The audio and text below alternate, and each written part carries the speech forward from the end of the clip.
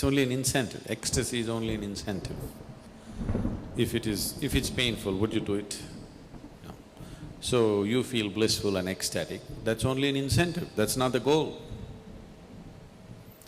So Buddha was ecstatic? No, Buddha was never ecstatic. Did you ever see him dancing? He just sat like this. That's different. If I ask you to sit like that, would you sit? No. You need some incentive. So, just creating that sweetness in the system is an incentive. And above all, if you are feeling ecstatic within yourself, you become a better human being, isn't it? Aren't you? When you're very happy, aren't you a wonderful human being? Only when you're unhappy, you're a nasty human being, isn't it? Isn't it so? When you're happy, you're a wonderful human being, everybody is, isn't it? So keeping you ecstatic, a dose of ecstasy in the morning,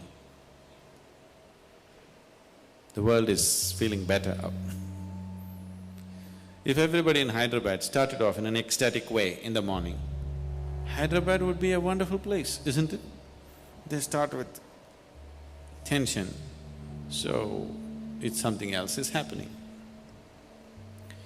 So ecstasy is not the goal of meditation, it is just an incentive to keep you going, because otherwise you wouldn't go. So what is meditation? The purpose of… if we have to look at the purpose, if you sit in meditation, slowly it will become like this, your body is here, your mind is out there, what is you is somewhere else. Once these three things are happening separately, once there is a space between you and the body, between you and the mind, this is the end of suffering. Once the fear of suffering is taken away, only then you will keep your instinct of self-preservation down, otherwise you won't keep it down.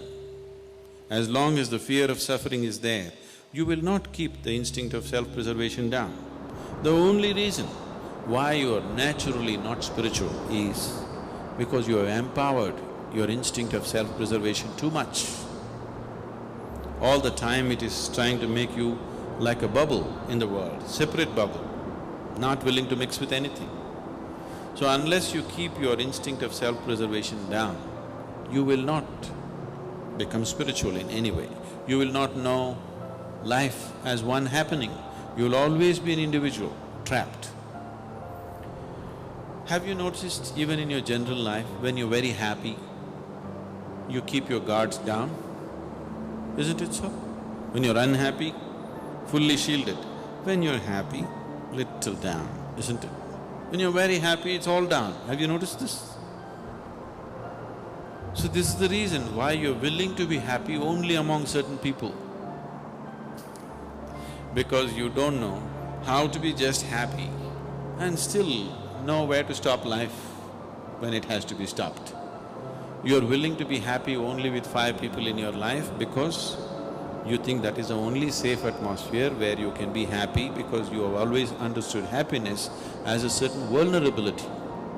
See, just say you walk on the street and you smile at anybody, they'll look like this.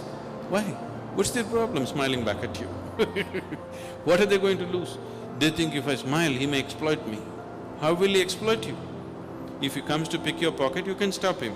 If he smiles, even a pickpocket smiles at you, why can't you smile at him? What is the problem? Just try today and see, just go out and smile. People who look like this, they're surprised, somebody is making me vulnerable to life. They want to go on the street like rocks, they want to go home and become life. Doesn't work. After some time you become a rock there also. If you want to be life, you must practice it everywhere, isn't it? So, meditation gives you that space between you and your body, between you and your mind.